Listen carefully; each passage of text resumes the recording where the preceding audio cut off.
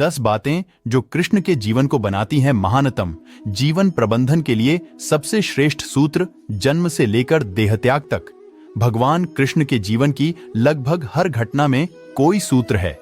युद्ध भूमि पर दिया गया गीता का उपदेश संसार का श्रेष्ठतम ज्ञान माना जाता है। मैनेजमेंट मास्टर कहें या जगत गुरु, गिरधारी कहें या रणछोड़, भगवान कृष्ण के जितने नाम हैं उतनी कहानियां। जीवन जीने के तरीके को अगर किसी ने परिभाषित किया है तो वो कृष्ण है। कर्म से होकर परमात्मा तक जाने वाले मार्ग को उन्हीं ने बताया है। संसार से वैराग्य को सिरे से नकारा, कर्म का कोई विकल्प नहीं, ये सिद्ध किया। कृष्ण कहते हैं, मैं हर हाल में आता हूं, जब पाप और अत्याचार का अंधकार होता है तब भी, जब प्रेम और भक्ति का उजाला होता है तब भी। दोनों ही परिस्थिति में मेरा आना निश्चित है। वैसे तो कृष्ण का संपूर्ण जीवन ही एक प्रबंधन की किताब है, जिसे सैकड़ों हजारों बार कहा सुना जा चुका है। कुरुक्षेत्र में 2 सेनाओं के बीच खड़े होकर भारी तनाव के समय कृष्ण ने अर्जुन को जो ज्ञान दिया वो दुनिया का श्रेष्ठतम ज्ञान है। गीता का जन्म युद्ध के मैदान में 2 सेनाओं के बीच हुआ। जीवन की श्रेष्ठतम बातें भारी तनाव और दबाव में ही होती हैं। अगर आप दिमाग को शांत और मन को स्थिर रखने की कोशिश करें तो सबसे बुरी परिस्थितियों में भी आप अपने लिए कुछ बहुत बेहतरीन निकाल पाएंगे। ये कृष्ण सिखाते हैं। गीता पढ़ने से पहले अगर इसी बात को समझ लिया जाए तो गीता पढ़ना सफल हुआ। कृष्ण का जीवन ऐसी ही बातों से भरा पड़ा है। जरूरत है नजरिए की। उनका जीवन आपके लिए माइथोलॉजी का एक हिस्सा मात्र भी हो सकता है और आपका पूरा जीवन बदल कर रख देने वाला ज्ञान भी। आवश्यकता हमारी है, हम उनके जीवन से लेना क्या चाहते हैं। कृष्ण मात्र कथाओं में पढ़ा या सुना जाने वाला पात्र नहीं है, वो चरित्र और व्यवहार में उतारे जाने वाले देवता हैं।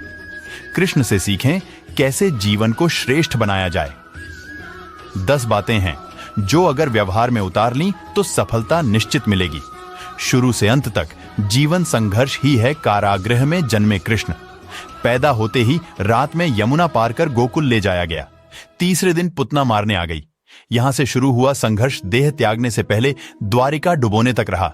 कृष्ण का जीवन कहता है, आप कोई भी हों, संसार में आए हैं तो संघर्ष हमेशा रहेगा। मानव जीवन में आकर परमात्मा भी सांसारिक चुनौतियों से बच नहीं सकता। कृष्ण ने कभी किसी बात की शिकायत नहीं की, हर परिस्थिति को जिया और जीता। कृष्ण कहते हैं, परिस्थितियों से भागो मत, उसके सामने डटकर खड़े हो जाओ, क्योंकि कर्म करना ही मानव जीवन का पहला कर्तव्य है। हम कर्मों से ही परेशानियों से जीत सकते हैं। स्वस्थ शरीर से ही विजय है। कृष्ण का बचपन माखन मिश्री खाते हुए गुजरा। आज भी भोग लगाते हैं हम, लेकिन यह संकेत कुछ और है। आहार अच्छा हो, शुद्ध हो, बल देने वाला हो। बचपन में शरीर को अच्छा आहार मिलेगा तो ही इंसान युवा होकर वीर बनेगा। शरीर को स्वस्थ रखना है तो बचपन से ध्यान देने की जरूरत है। ये पेरेंटिंग के दौर से गुजर रहे युवाओं के लिए बड़ा मैसेज है। अपने बच्चों को ऐसा खाना दें जो उनको बल दे। सिर्फ स्वाद के लिए ही ना खिलाएं, तभी वे बड़े होकर स्वयं को और समाज को सही दिशा में ले जा पाएंगे। पढ़ाई किताबी ना हो, रचनात्मक हो।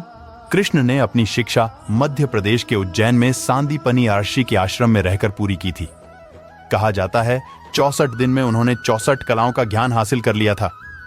वैदिक ज्ञान के अलावा उन्होंने कलाएं सीखीं। शिक्षा ऐसी ही होनी चाहिए जो हमारे व्यक्तित्व का रचनात्मक विकास करे।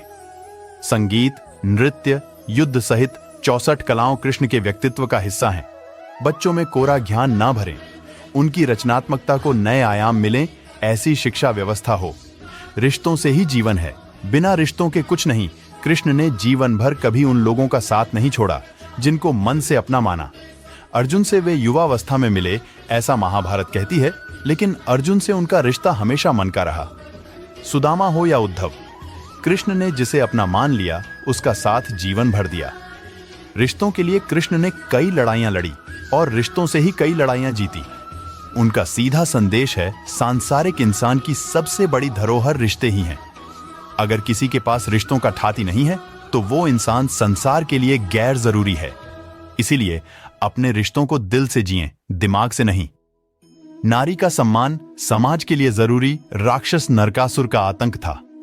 करीब 16,100 महिलाओं को उसने अपने महल में कैद किया था। महिलाओं से बलात्कार में उसे सुख मिलता था। कृष्ण ने उसे मारा, सभी महिलाओं को मुक्त कराया, लेकिन सामाजिक कृतियां तब भी थीं। उन महिलाओं को अपनाने वाला कोई नहीं था। खुद उनके घर वालों ने उन्हें दूषित मानकर त्याग दिया।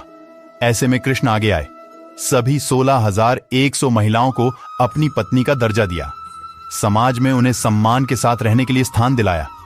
कृष्ण ने हमेशा नारी को शक्ति बताया, उसके सम्मान के लिए तत्पर रहे। पूरी महाभारत नारी के सम्मान के लिए ही लड़ी गई। सो आप कृष्ण भक्त हैं तो अपने आसपास की महिलाओं का पूरा सम्मान करें।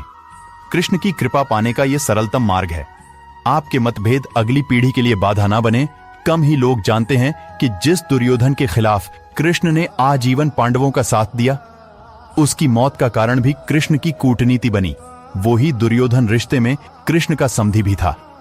कृष्ण के पुत्र सांब ने दुर्योधन की बेटी लक्ष्मणा का अपहरण करके उससे विवाह किया था, क्योंकि लक्ष्मणा सांब से विवाह करना चाहती थी, लेकिन दुर्योधन खिलाफ था।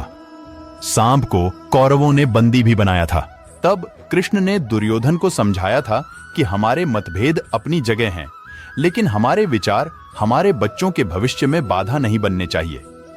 दो परिवारों के आपसी झगड़े में बच्चों के प्रेम की बलि ना चढ़ाई जाए। कृष्ण ने लक्ष्मणा को पूरे सम्मान के साथ अपने यहां रखा। दुर्योधन से उनका मतभेद हमेशा रहा, लेकिन उन्होंने उसका प्रभाव कभी लक्ष्मणा और सांब की गृहस्थी पर नहीं पड़ने दिया। शांति का मार्ग ही विकास का रास्ता है। कृष्ण ने महाभारत युद्ध के पहले शांति से समझौता करने के लिए पांडवों और कौरवों के बीच मध्यस्थता की। हालांकि दोनों ही पक्ष युद्ध लड़ने के लिए आतुर थे, लेकिन कृष्ण ने हमेशा चाहा कि कैसे भी युद्ध टल जाए। झगड़ों से कभी समस्याओं का समाधान नहीं होता है। शांति के मार्ग पर चलकर ही हम समाज का रचनात्मक विकास कर सकते हैं। कृष्ण ने समाज की शांति से मन की शांति तक दुनिया को यह समझाया कि कोई भी परेशानी तब तक मिट नहीं सकती जब तक वहां शांति ना हो। फिर चाहे वो समाज हो या हमारा खुद का मन, शांति से ही सुख मिल सकता है, साधनों से नहीं। हमेशा दूरगामी परिणाम सोचें। महाभारत में जुए की घटना के बाद पांडवों को वनवास हो गया। कृष्ण ने अर्जुन को समझाया कि यह समय भविष्य के लिए तैयारी करने का है। महादेव शिव, देवराज इंद्र और दुर्गा की तपस्या करने को कहा। कृष्ण जानते थे कि दुर्योधन को कितना भी समझाया जाए, वो पांडवों को कभी उनका राज्य नहीं लौट आएगा। तब शक्ति और सामर्थ्य की जरूरत होगी। कर्ण के कुंडल कवच पांडवों की जीत में आड़े आएंगे, ये भी वे जानते थे। उन्होंने हर चीज पर बहुत दूरगामी सोच रखी। कोई भी फैसला तात्कालिक आवेश में नहीं लिया। हर चीज के लिए आने वाली पीढ़ियों तक का सोचा। यही सोच समाज का निर्माण करती है। हर परिस्थिति में मन शांत और दिमाग स्थिर रहे। पांडवों के राजसूय यज्ञ में शिशुपाल कृष्ण को अपशब्द कहता रहा। छोटा भाई था, लेकिन मर्यादाएं तोड़ दी। पूरी सभा चकित थी, कुछ क्रोधित भी थे, लेकिन कृष्ण शांत थे, मुस्कुरा रहे थे। शांति दूत बनकर गए तो दुर्योधन ने अपमान किया। कृष्ण शांत रहे। अगर हमारा दिमाग स्थिर है, मन शांत है, तभी हम कोई सही निर्णय ले पाएंगे। आवेश में हमेशा हादसे होते हैं, ये कृष्ण सिखाते हैं। विपरीत परिस्थितियों में भी कभी विचलित नहीं होने का गुण कृष्ण से बेहतर कोई नहीं जानता। लीडर बने, श्रेय लेने की होड़ से बचें। कृष्ण ने दुनिया भर के राजाओं को जीता था। जहां ऐसे राजाओं का राज था जो भ्रष्ट थे, जैसे जरासंध, लेकिन कभी किसी राजा का सिंहासन नहीं छीना। कृष्ण के पूरे जीवन में कभी ऐसा नहीं हुआ कि उन्होंने किसी राजा को मारकर उसका शासन खुद लिया हो। जरासंध को मारकर उसके बेटे को राजा बनाया, जो चरित्र का अच्छा था। सभी जगह ऐसे लोगों को बैठाया जो धर्म को जानते थे। कभी किंग नहीं बने, हमेशा किंग मेकर की भूमिका में रहे। महाभारत युद्ध में भी खुद हथियार नहीं उठाया। पूरा युद्ध कूटनीति से लड़ा, पांडवों को सलाह देते रहे, लेकिन जीतने का श्रेय भीम और अर्जुन को दिया। ऐसी ही ज्ञान भरी बातें जानने के लिए हमारे चैनल को सब्सक्राइब कर दें और कमेंट में जय श्री कृष्ण लिखना